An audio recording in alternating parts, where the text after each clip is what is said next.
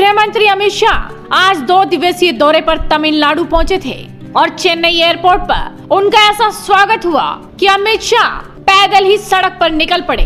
Chennai airport पर उनका स्वागत राज्य के मुख्यमंत्री ई पलानीस्वामी, डिप्टी सीएम ओ पन्नीर सेल्वम, कैबिनेट के वरिष्ठ मंत्री और बीजेपी के प्रदेश अध्यक्ष एल मुरुगन ने किया। अमित शाह यूं तो तमिलनाडु सरकार के कार्यक्रम में हिस्सा लेने पहुंचे थे, लेकिन उनकी निगाह अगले साल राज्य में होने वाले विधानसभा चुनाव की तैयारियों पर भी है।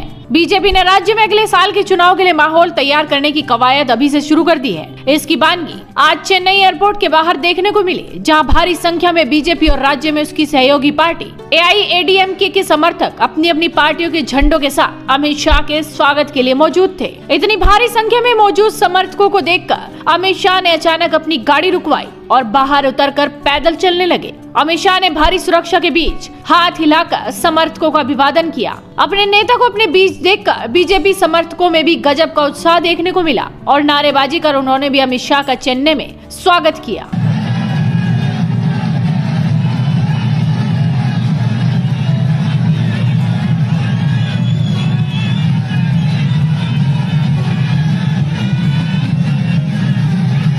इसके बाद अमित शाह ने तमिलनाडु के एक कार्यक्रम में हिस्सा लिया और वहां क्या बोला आप खुद ही सुन लीजिए।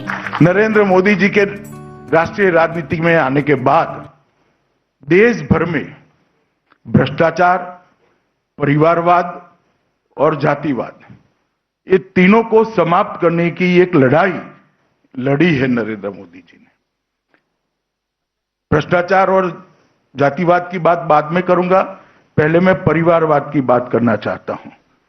देश भर में अलग अलग राज्यों में जब जब चुनाव आया, मोदी जी के नेतृत्व में हम चुनाव लड़े और हर राज्य से परिवारवादी पार्टियों को चुनाव में करारी हार सहन करनी पड़ी है।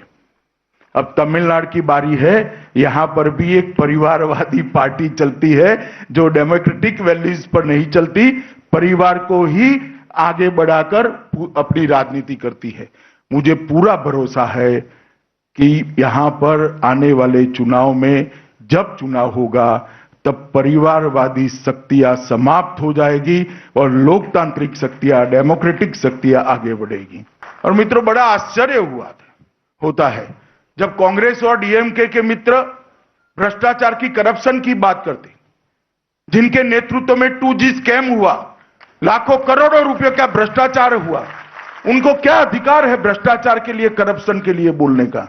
दरअसल अगले साल विधानसभा चुनाव से पहले तमिलनाडु की राजनीति करवट ले रही है। करुणानिधि के बेटे एम के अलागिरी की अपने अलग पार्टी बनाने की चर्चा जोरों पर है। दूसरी तरफ केंद्रीय गृह मंत्री अमित शाह की रजनीकांत से मुलाकात होनी है और उनके अलागिरी से मिलने की भी चर्चा है। कयास लग रहे हैं कि बीजेपी और अलागिरी की पार्टी में गठबंधन हो सकता है। कुल मिलाकर अलागिरी फिलहाल तमिलनाडु की राजनीति के केंद्र में है। देखना होगा कि अमित शाह तमिलनाडु की राजनीति को कैसे साधते हैं और कितनी अपनी छाप छोड़ते हैं। इस वीडियो को शेयर कीजिए, साथ ही आपके अपने चैनल हेडलाइंस इंडिया को सब्सक्राइब कीजिए।